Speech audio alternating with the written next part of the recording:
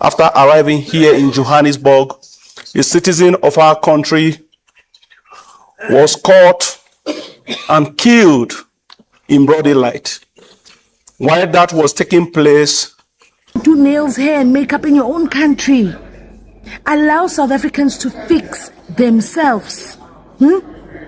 Why? I am so disgusted at the representatives of Nigeria that are here. He hired the buses to take all the Basotho in all the provinces in South Africa to go back to Lesotho and do the right documentations. And that has been successful. And I hope most of the Basotho who didn't have the right. So the Pan-African Parliament is holding a discussion on Ghana's agenda to request to place this xenophobia, what is like that is going on in South Africa, on the agenda of the AU. And they are actually discussing it. But there is a lady that is from South Africa who is not happy, and she basically came out to vent her frustrations because she feels South Africa is not being considered or listened to. I want us to go listen to this lady, but first of all, I will play you few of the proceedings and how things are going in the Pan-African Parliament. Then we go on to listen to the lady. Let's come back and talk. See, from Nigeria, you have the floor. Honorable Abisi from Nigeria. President, I rise this afternoon with pains in my heart and what citizens of Nigeria who have contributed immensely to the growth and development of this great nation, South Africa, have passed through. Mr. President, just about 48 hours after arriving here in Johannesburg, a citizen of our country was caught and killed in broad daylight. While that was taking place, members of the South African police force were watching. The narrative has so far changed after that moment to say the gentleman who was killed was holding a gun. I think this is not just an affront, this is not just criminality, but to put it lightly, that it is an act of war crime. I rise on behalf of our country to demand that those who have perpetrated that act should be brought to justice and appropriate compensation paid not just only to him and his family and every other person that has been killed in South Africa. I so submit, Mr. President. Thank you very much. Thank you, Mr. President, for giving me the opportunity. I truly support the motion. It's true we have to respect the sovereignty of South Africa, but we condemn the criminality which some of the Africans are doing to the Africans. Like in my government, Lesotho is enslaved in South Africa. There is nowhere we can go without going to South Africa. And most of the Basotho, they do work in South Africa. Some of the South African people are working in Lesotho. And actually, what our government did during this xenophobic crisis, it hired the buses to take all the Basotho in all the provinces in South Africa to go back to Lesotho and do the right documentations. And that has been successful. And I hope most of the Basotho who didn't have the right documents to live in South Africa are back right now in South Africa. Truly, I support the motion. And I think for we as Africans, it's a wake-up call that we should stop misusing our minerals and giving them to the foreign people, and so that we improve and we try to build up our economies so that our dependence will not be only on South Africa. I thank you, Mr. President. Thank you, Honorable Anthony Akol-Uganda. Mr. President, before we came to this parliament, the Minister of Foreign Affairs of Uganda gave us a report whereby 3 Ugandans were killed in South Africa. 1,130 Ugandans were evacuated from South Africa, and they were still in a camp where they were being cancelled. Mr. President, this actually goes against the 2063 agenda of the African Union. And the Africa we want which is looking at integrated, peaceful, and prosperous continent where Africa can more freely conduct business, study, work, and live in mutual respect and security. Undermining the African citizen itself. I just learned from this house, yes, but actually from the president of South Africa, that there is a word called Afrophobia. In a situation where Africans are hating fellow Africans, it is totally primitive. And to the words of itself, we are behaving not even like animals. Because at least animals, they know their sectors, that we are animals. Maybe we are pigs, we have to be together. We are goats, we be together. We are what, we be together. But we are African, we cannot even decide to be together. This is totally wrong. I therefore think South Africa has National Action Plan 2019, which guards against this action and is not being implemented. We should not shy up to talk the truth about it. People who come to South Africa, it doesn't mean they don't have jobs in their country. Because we have South African in Uganda. It doesn't mean Uganda is better than South Africa. But they have chosen to work in that country. We should allow Africans to be free and work in Africa without segregation. Thank you very much. Yeah, afternoon everybody. I don't know how to feel. Mixed emotions. I'm sitting outside the chambers of the Pan-African Parliament, and the main discussion that was had before I sat here, they were having a motion on the escalating Afrophobic attacks against African compatriots in the Republic of South Africa. And I'm thinking, okay, now different leaders, or all the leaders from the African states are here, right? And I sat there and I cringed. Why am I cringing? Because leader after leader, most of them when they stand up, there's one leader, for example, this leader from Nigeria, I won't mention people's names, this leader from Nigeria, he's representing Nigeria, he says, he stands up, he says, when he arrived in South Africa, within 48 hours of him being here, he witnessed 2 fellow Nigerians being unalived by South African police. And he says Nigeria needs to be compensated for the loss of lives of the Nigerians that were unalived by South African police. And I'm thinking, when did South African police unalive Nigerians? Like, when?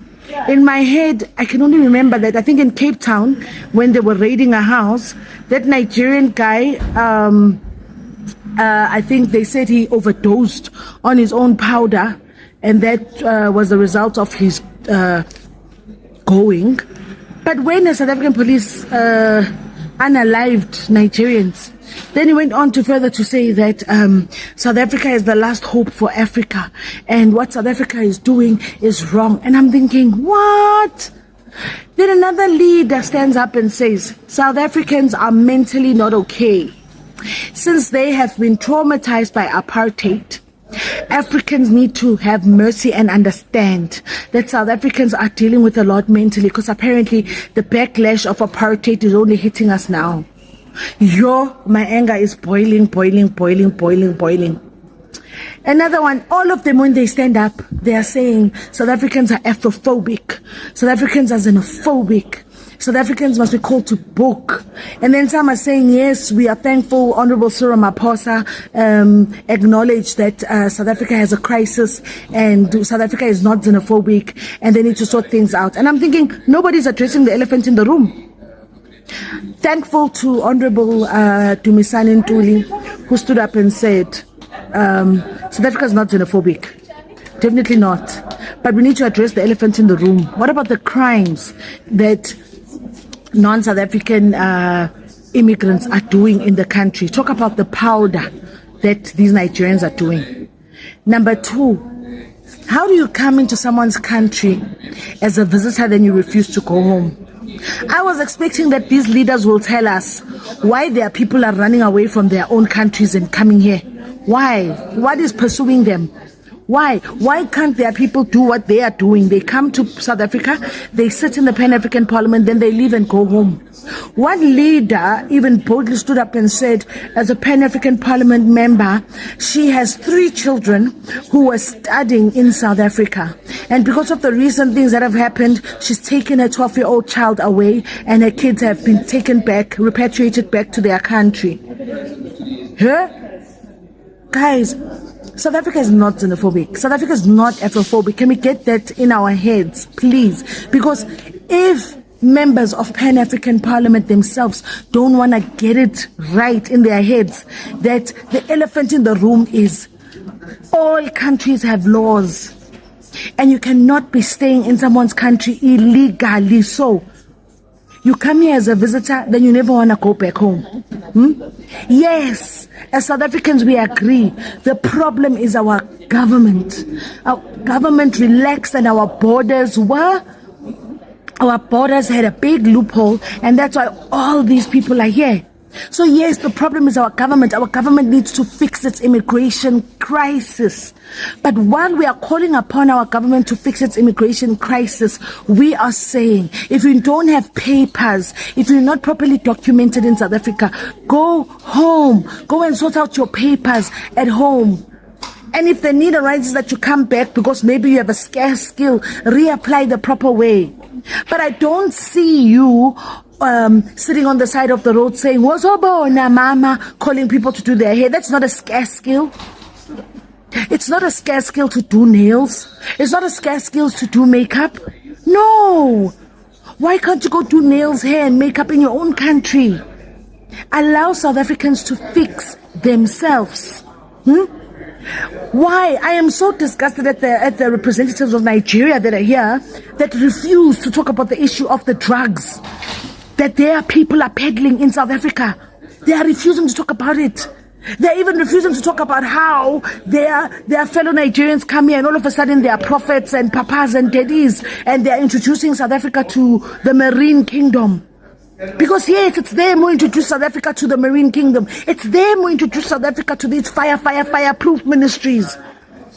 All they want to highlight is that South Africa is xenophobic, it's Afrophobic. I am so unhappy about this. Huh? You are in South Africa. You are so entitled. You are selling drugs and you're going to say you're doing business. What business is that? These many internet cafes that are everywhere here. Those internet cafes are the very places you use to forge documents, forge asylum papers, do all this nonsense. You think we don't know? And as far as I know, South Africa has been marching peacefully. We have been making our voice heard. The worst is the ill treatment of South African people who are working at the Pan-African Parliament. The staff members of the Pan-African Parliament who are working here, who are South African, they are being ill treated by other staff members who are not South African. How? Help me make that. Help me make it. Help me. Let's make sense of that. You are a South African. You are a full-time staff member at the Pan-African Parliament. You are being ill-treated by a non-South African who is also a staff member at Pan-African Parliament. And everyone's turning a blind eye. How? How come? Why should you feel the need to want to come and ill-treat South Africans in their country? One member that I was so impressed by who spoke said, instead of everybody ducking the elephant in the room, the question should be, what are we doing as members of the Pan-African Parliament that are representing different countries in Africa? He says, shouldn't we as members of Parliament representing different countries in Africa be speaking about the criminality that our people have brought and introduced to South Africa? Oh, when he started talking like that, the mic went off. They said, your time is up. I was expecting, or I'm still yet to expect, that members of Parliament here will speak to members of people from their country who are here in our country illegally to say, let's go home, let's go sort out our house in order. Nigeria has issues of defecation. People are shitting everywhere in the streets of Nigeria, and that's okay. But you're here in South Africa, you're entitled. You are very entitled. You are rude, you are selling drugs. You've got bandits there that are eating people in your country. You've got Boko Haram doing all these things. Where are your prophets? Where are your pastors? Why are they not making noise? If this means it's my last day participating in the Pan-African Parliament, and maybe they will chase me out and say, we no longer need you in the Pan-African Parliament, it's fine, but the truth must be told. Yay. If the very leaders of Africa are here in South Africa, and they are turning a blind eye to what's happening in the country, and they still continue to say we are Afrophobic, we are xenophobic, and they are not speaking about the crimes, the illegalities that their own people are bringing. Hi, not yet Uhuru. Not yet Uhuru. It's not on. One, the non-South African people who are staff members here at PAP shape up and stop ill-treating the South African citizens who are members at PAP.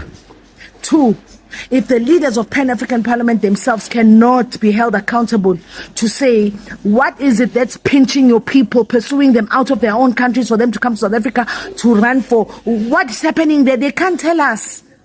Instead, all of them, when I got here, we heard there's about 3 or 4 people in our country who are unalived. There's people, South Africa needs to pay us for unaliving our people. Wow, really? Really? Why don't you tell us why your people are here selling powder? Why don't you tell us why your people are here thinking that hair salons and beauty parlors are a scarce skill? Why don't you tell us why your people are here unaliving people, raping girls? Why don't you tell us that? Why don't you tell us why your people are here opening spaza shops? No, you don't address the elephant in the room. Then they've got a memorandum that South Africa must adopt according to them. They say they strongly condemn all forms of Afrophobic violence, hate speech, intimidation and discrimination directed against other African compatriots in South Africa. Then they say they call upon the government of the Republic of South Africa to intensify measures to protect all persons residing within its territory, regardless of nationality, and ensure that the perpetrators of Afrophobia violence are investigated, prosecuted, and punished in accordance to the law. Hey, what about your people who are selling powder? What must happen to them? As far as I know, all the marches that have happened, there's no vigilantism here. You are just creating names because you're afraid to own up that your country is the one that's supplying powder. Your country is the one that has bandits. Your country is the one that is doing gruesome country crimes.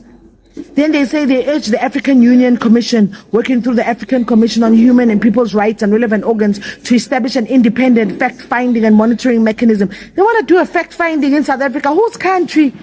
Now don't give yourself an extra excuse why you must stay here longer. No. Then they say they recommend enhanced continental cooperation on migration, governance, labor, mobility, border management, and intelligence sharing. Yes, go home so South Africa can fix its border problems. Go home so we fix our migration problems. Why are you okay that you're imposing yourself on us? Then they say they call upon all civil society organizations, religious institutions, traditional leaders, educational institutions, and the media to promote peaceful dialogue and reject inflammatory rhetoric capable of inciting hatred speech against foreign nationals. No one is being violent. No one is promoting hate speech. We are just saying we acknowledge our government is the one that dropped the ball. Our government is the one that is wrong. Our government, after 2010 World Cup, yes, the borders were open. Why is Ghana not speaking about the fact that after the World Cup in Canada, there are people who went there for World Cup, now they want to go back, all of them are applying for asylum. Why aren't we talking about that? We are aware our government messed up with the borders, our government messed up with immigrations, but there's no way we will allow people who are illegal, undocumented, to continue being in the country, because we can see the country is going down. No.